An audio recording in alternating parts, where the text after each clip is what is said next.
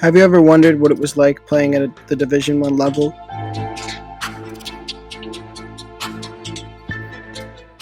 Do you want to understand what players who played college football at Division One schools went through? Well, there are about 110 spots on an NCAA college roster, and in the next 30 minutes we can show you what it's like to be one in those 110.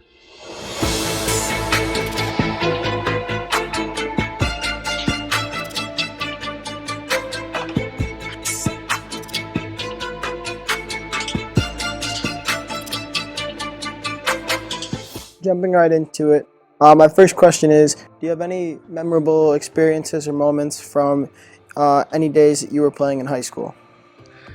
Like I just was saying, I was never like a big football guy because I always associated football with guys that got hurt, right? So you walk in the corridors in high school, people got crutches and casts and things like that, and they're like, why you don't play football? I'm like, why would I want to be doing that and get hurt, right? But it wasn't till this guy, Anthony Lewis, he was a starting wide receiver. He had to go to the bathroom. He was so nervous before a game. He had to go to the bathroom, didn't come back in time to start the game. We won the coin toss. They're like, Jamal, get in there, right? In the first play of the game, I caught a pass that I was laying down in the air, basically like you're laying down in bed. Caught the ball, it was like a 65-yard bomb, and then the career was birthed. Just took my dad's advice and stayed positive. You never know what's going to happen. And I ended up playing basketball, coming off the bench, and just trying to just have a good time, just trying to be, just do my best and have fun just playing. And, I guess one of the Boston College football coach, I don't think they were even in the Miami area for me, but they were recruiting. They came to one of my basketball games, and I happened to have a pretty good basketball game. I had a few dunks and from there, BC called and offered me a scholarship because I guess they saw that my knee was 100%. Now they have unlimited weight limit for kids that want to play like Pop Warner football, things like that. Growing up, I wasn't able to play Pop Warner, so into high school was really my first time playing football, organized football. So even learning how to put on the equipment and everything else, that took a little bit of time to do that. But football was something I loved to do when I was a kid. Used to write about it all the time to the point where teachers had to call my mom and say, hey, you know what, Keith has to write something about something else besides football. So we had that going on a little bit. But I think in high school, just the camaraderie with my teammates is something that really goes a long way. We had our first winning season in 18 years, my senior year. So being a captain of that team, and from since then, they've won 6 state championships since I graduated over 20 years ago. So the program has definitely changed and shifted, and really in some accounts, it was credited to our class to really lay that foundation. Where I grew up, it was I think just more about the city I lived in, the community. People really supported the athletes. My family was I was the third generation in my family to play sports in my high school. So I think it was more just the tight knit relationship that I had with my community and my family. Jumping into my next question. My next question is, what was it like when you really learned that you were going to go play college football, specifically scholarship, and what was it like when you first learned you were getting that scholarship? It was a little bit of a relief. It was a lot of curiosity. It was a lot of excitement. I immediately went to the track and started running and working out just in preparation, because I knew now it's like you're going to another level. But the initial reaction was just relief, joy, because I knew now. I told my mother when I was in the 3rd grade that I was going to get a sports scholarship when a motivational speaker told me that if you're great in sports, then somebody will pay for you to go to college because we couldn't afford college. And so for that to actually materialize and happen, that's when I was just like, oh my God, we did it inside. But then it was like, we got to get ready. Yeah, it's priceless, right? Because, I didn't pay for college. I'm 41 now. And there's people I know that went to school that still has $50,000, $60,000 in debt that they're paying off that, all this time. So I know I'm fortunate, but at the same time, I sacrificed my entire life to get there, Yeah. It was exciting. It was like a surreal experience. I still distinctly remember the conversation. I was in the kitchen, and it was one of those deals. My mom said, "Hey, the coach from Boston College wants to talk to you." And I was on the phone, and he's like, I'd like to offer you a full scholarship to Boston College to play football with us. We'd be excited to join the team. And I was just, it's one of those things where it hasn't hit you. So you're like in a little shock, and he's like, "Hey, are you there? Like, are you happy?" I'm like, "Yo, no, I am happy. I don't even know how to process the situation." Because you kind of been working towards something for so long, and to hear it was like, it was just not real at that point. So, but later on, it was excitement, new chapter in your life. You leave in Miami. That's all I've known, Miami, and so. Yeah, it was bittersweet. I didn't want to leave my parents, my brothers, but at the same time, I knew it was the right thing to do and exciting at the same time. So a lot of emotions, but it was a good time. But when I went on my visit, it was a place where both my parents, really they liked the atmosphere. They liked what Boston College could offer me. Not just playing football. They also were offering me the opportunity to wrestle there as well. And it's just it's the prestige of the school. A lot of times, I think the idea is if you go to a school that has a great reputation, those relationships that you build will last, past just your classroom. So I think it's something that's very important for parents, and I just kind of, I was kind of just figuring it out, to be honest with you. I think it was like, I didn't know what I was doing through the beginning of the process, but I think, BC was the right place for me, place that I have some great friendships still to this day, and it's not just building relationships of what one another could get from each other later on in life. It's just a genuine connection where when I have conversations with these guys now, it's like, we still, talking back in the dorms back at BC days. So maybe we just a little bit more mature now, but that's about it. So my next question has to do with coaching and how did coaching change? So really, how did your coaching change in whatever fashion from high school to college, and how were those coaches different? Their attention to detail. I think I've had, the coaches in high school, I would say, care a little bit more about the person, know a little bit more about the family dynamics. My high school coaches were in touch with my mom. It's more of like, being like a family member, really, right? In high school, you become part of a family. In college, it's different, right? Because first of all, you're an adult, to a certain extent, or at least in theory, you're an adult. And the college coaches, they're there to do a job. It's more of a business. High school coaches, you don't see high school unless they're moving on to do other things. You can have the same high school coaches stay in the school for 20, 30 plus years, right? In college, college coaches can move every 2 or 3 years, right? Because again, it becomes a business from that aspect. Now, there's some real good coaches that really care about, their players and do all they can to support their players. But, in the realm of like in the off season, if you're in a particular program in the off season, they're not even worried about you per se. They out recruiting the next group of folks to come in, right? So after the season, you're kind of dealing with a strength and conditioning coach most of the time. You don't even see your position coach or even the head coach because they're out there on the road getting ready for the next one, right? In high school, the strength and conditioning coach is the head coach.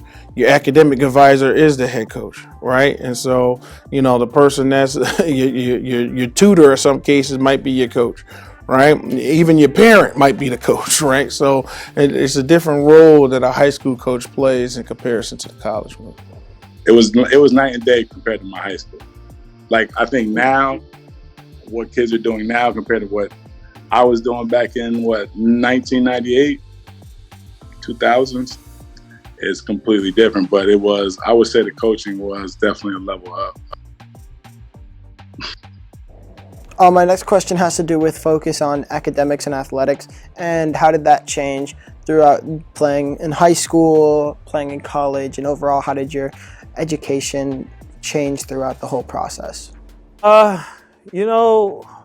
In high school, I went through a transition where I changed schools. Actually, my 10th grade year, I transferred to a private school, all boys school, which I wasn't that excited about at first, but I needed it. It's not for everyone, but it helped me to focus more on academics. It was a better setting for me, people who were, a better positive influence on me. My home school, you had a lot of distractions, a lot of kids not trying to do the right thing. So that was good for me. So I did start that focus in high school. So then when I got to college, I was ready for that. I was a focused student, and the part that was difficult once I got to college was managing my time.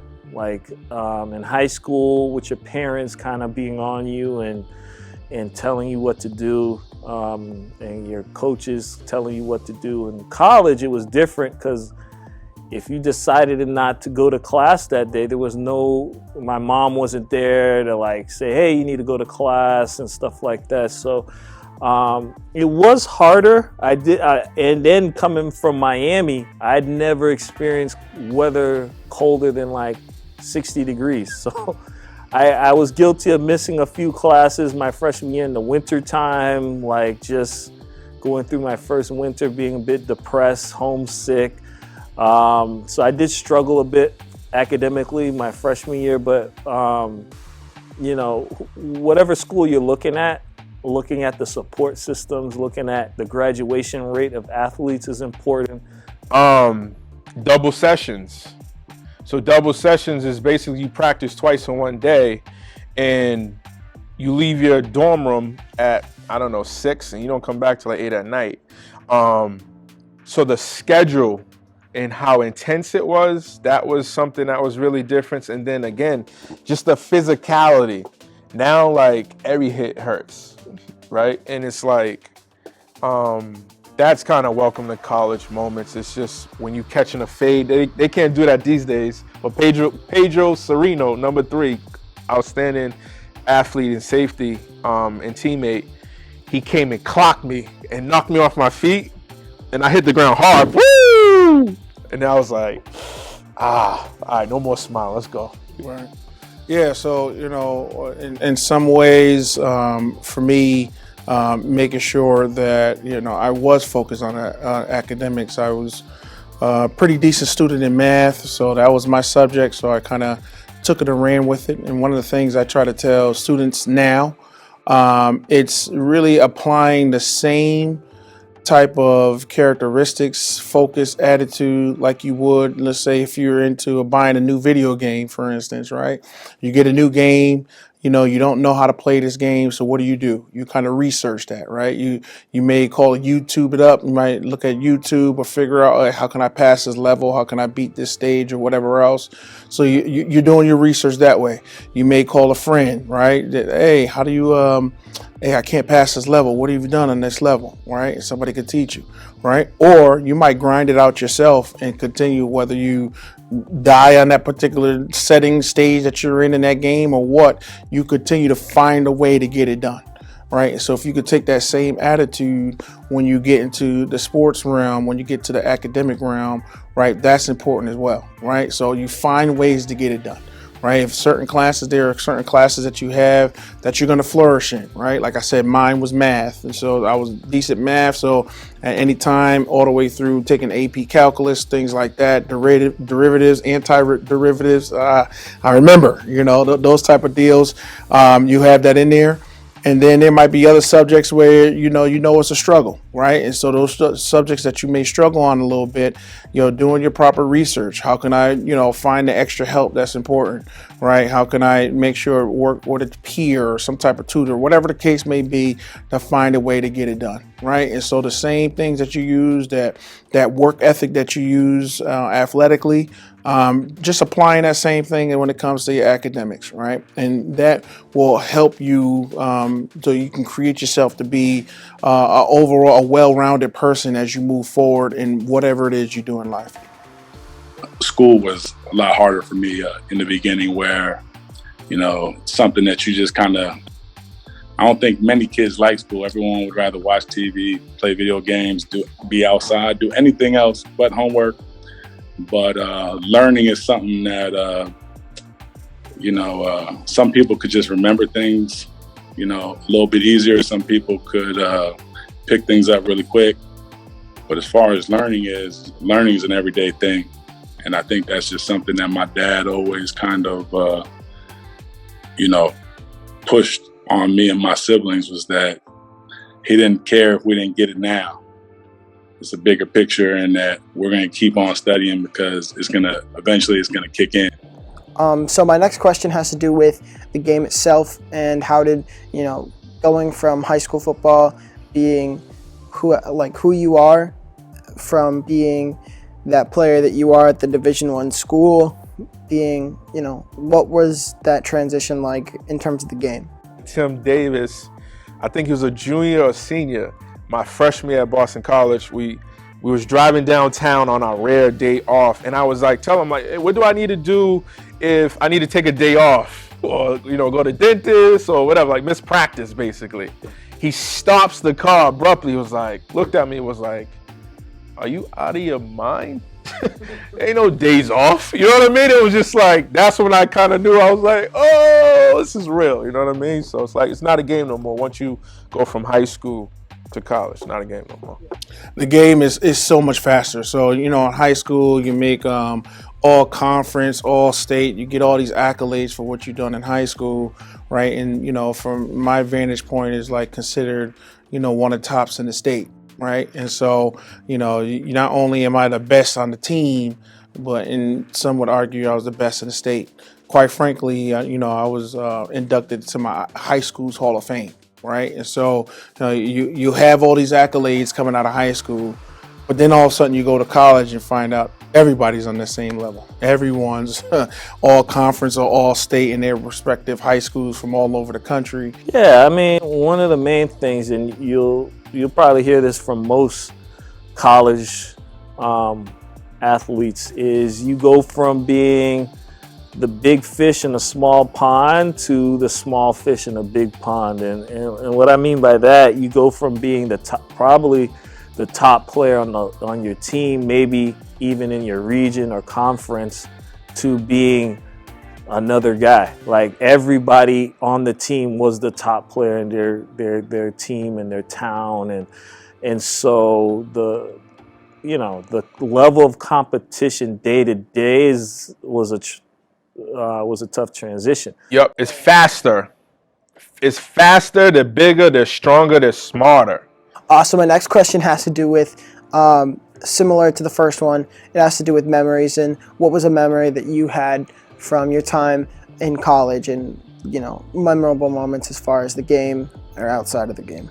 I'd say my most memorable moment at BC football-wise was definitely all the Notre Dame games, but my senior year in particular, we were playing Notre Dame, and it was one of those situations where we were up by, I think, like 4 points, but Notre Dame is driving down on us, and they got probably the 23, 24 yard line. So they're marching down the field, time's ticking down. It looks like they could possibly score and win the game. And this isn't anything new to us. We've had other situations where it was a tight game and then Notre Dame ends up winning at the end. So anyways, it ended up boiling down to a 4th down play towards the end of the game. And I was able to get a game-winning sack,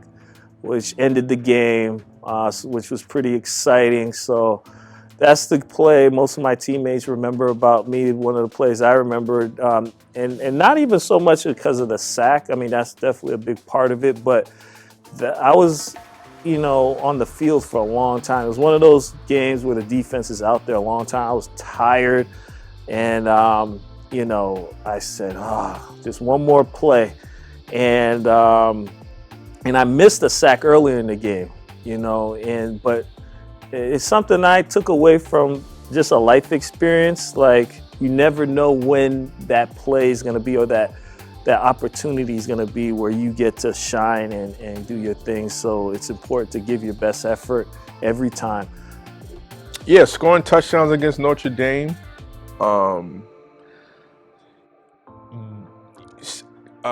Securing a slant on a 3rd and 3. Slant is a 5-yard route. You're gonna get hit really hard by the linebackers in the corner, but mostly the linebacker, to secure the win. And that allowed us to go to bowl games. Syracuse was a great team at the time, so that was I remember that was a big moment. And but yeah, just you never forget your first touchdowns. I scored 2 touchdowns against Notre Dame my freshman year, and you're in front of 100,000 people, and you've been your whole childhood. You watch CBS Sports and you see all these people, and then to be able to actually do it in real time, it's like you just never forget that. Oh yeah, I mean, probably the first one started out when we played against the midshipmen of Navy. Played the Naval Academy, right, in Annapolis, in Maryland area, at their field. It's about 50,000 plus cadets going crazy, and it was a tight ball game. We were right there with them, right? We were playing them, going score for score. We was right there, tough, hard-nosed game. And at one point, I false started. So I moved before the ball was snapped. So we got a penalty. And 50,000, if you can imagine, 50,000 plus, and they all yelling, "Key 4 sucks. Key 4." Like, the adrenaline that I've felt during that time period, in that moment. The next play, I come off the ball. I dominated the kid in front of me, and running back ran like 40 yards downfield. It was a big play. The very next play, off. But you get 50,000 plus saying your name, saying that you suck, right? That does something to you, right? And you kind of go from there. So my next question has to do with lessons and how the game, and just being a part of college football, being a part of that level. What lessons did that teach you, and how did you learn these new ideas? Probably will remember that, I've had many injuries during my college career. So I think it just made me a little bit stronger as far as, building such a great relationship with adversity. I don't recommend anybody make that great a relationship with adversity, but, I think all of us go through it. I think we all, we definitely come out a different person at the end of it. So. Yeah, I mean, a lot of things. So I have a saying, maximum effort, always compete. And, that's kind of like my mantra for everything that I do. I let my players know, I let my students know about that. And whether you play sports or not, is something that I think is important. And really what they're saying is, and no matter what the circumstance, your situation that you're in or whatever else, to always put forth your best effort, right? Everything's about effort. You may not be 100% correct on the test or whatever else, but the question is, what was your effort in getting there? Did you put in the necessary time to study, to put yourself in a position to be successful, right? In sports, right? Did you put the effort in, right? You can't just show up on game day. Did you put the effort in practice to get to that point that will position yourself to hopefully have a chance to win the ball game? So what's your effort like? Do your job. Same thing. Like, I know everybody knows that now about, because that's the mantra of the Patriots. Bill Belichick, my favorite person in the NFL. Love him. Would love to watch film with him one day. But it's just simply do your job. That's the lesson. Another lesson, it's not about you. It's about the collective. And when you really buy into that, I know some people say it, but when you really buy in that, that's when now it's like anything's possible, because everybody's selfless. Everybody's like next man up. Everybody's trying to, look out for each other. And then that's when greatness happens. So in today's world, oftentimes you see a traditional student, living off of a very small bank account, and even as an NCAA player in all sports, that you cannot make money off of endorsements or college itself. And what was it like living off that, the inability to have a steady income? Yeah, I definitely, I've heard what you're talking about, and as far as paying athletes and all that, all of those things. But my experience, I felt like I did well. Like we had a meal plan. I never was without food. We had nice dorms, books we needed, anything we needed was supplied to us. Now, what was different from my experience and maybe some other college athlete experiences, my parents had means to supply things that I need. If I want to fly home, if I needed a jacket, for me to get a scholarship, that was like a bonus to my parents. It wasn't like, we were in dire need and just barely getting there like that. That was a bonus. Like, oh wow, you got a scholarship? Okay, so paying for extra expenses was just like, oh wow, that's not a big deal. But that wasn't the case for every, I have had teammates who, would struggle, and couldn't fly home and couldn't get some of the basic needs if they needed extra clothing or jackets or different things like that. So that's definitely part of the equation. It just wasn't my experience, but definitely understand that some college athletes do struggle depending on where they're coming from and where their family is financially. Same thing. It's like, I didn't have no money. You know what I mean? So it's like, hopefully you get a girlfriend or two, or hopefully, I was fortunate where I had people when they come to the games, not boosters and nothing like that with cameras, but people give me money, then my mother would also make sure I'm okay. So I had a support system to people to help alleviate that. But there's a lot of days where you're just you're doing the best you can. But as an athlete, one of the benefits is we had a food card. I believe it was $30 a day or $28 a day, something like that. It's been a long time. That it would just recycle every day, and that's kind of how we survived. Was we had meal plans in the day, and then at night they give you dinner, and that's just kind of how it was. Now it's much better. It's much better now. So my next question has to do with relationships when it comes to teammates, coaches, and just people in general in and out of the game? And how are those relationships affected by this change in level and, playing in college? Yeah, well, I'll start with other players. I had a great relationship with players. Like I keep in contact with some of my teammates to this day. They're good friends of mine. It's like a football fraternity, and in that respect, it was great. One of the things I do regret is I didn't get much outside of that circle and got to get to know other students outside of the football world. I certainly got to know them, but I can't say that I have close friends at BC who were outside of my football or, even athlete world. Like I had some friends on the basketball team and different things like that. So I wish I would have explored and did more networking. Yeah, all right, great question, right? So it's like the first game at BC, I'm redshirted, meaning that I could practice, but I can't play, right? So the year prior, I'm the hot shot wide receiver everybody want to recruit, right? So I remember going to Syracuse and meeting Donovan McNabb. He was a big deal at the time, right? And Syracuse was one of the schools that I was considering.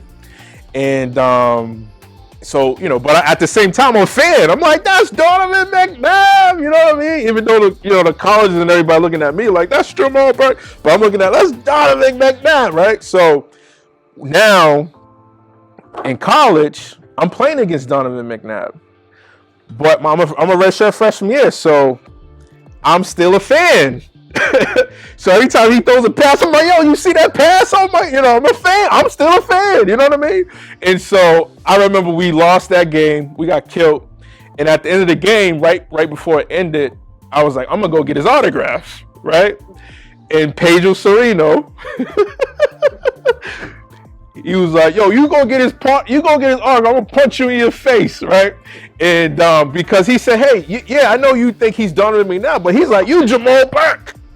You're Jamal Burke. You're just like him. You guys on the same, you're a pair now. To answer your question, you're a pair.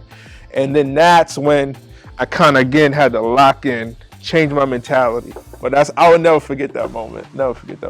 And the teammates, that's also something I always remember.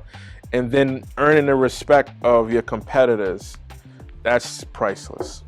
After listening to the stories of Dr. Sean Guthrie, Mr. Keith Ford, Mr. Antonio Garay, and Mr. Jamal Burke, one thing that I took away and that you can take away from this is the commitment it takes, the hard work it takes, and the amount of effort it will take to get to a Division I level is a lot. But in the end, the reward comes with playing at the Division I level, getting to meet new people, have better relationships, and overall just create a new part of your life that will put you into the next journey.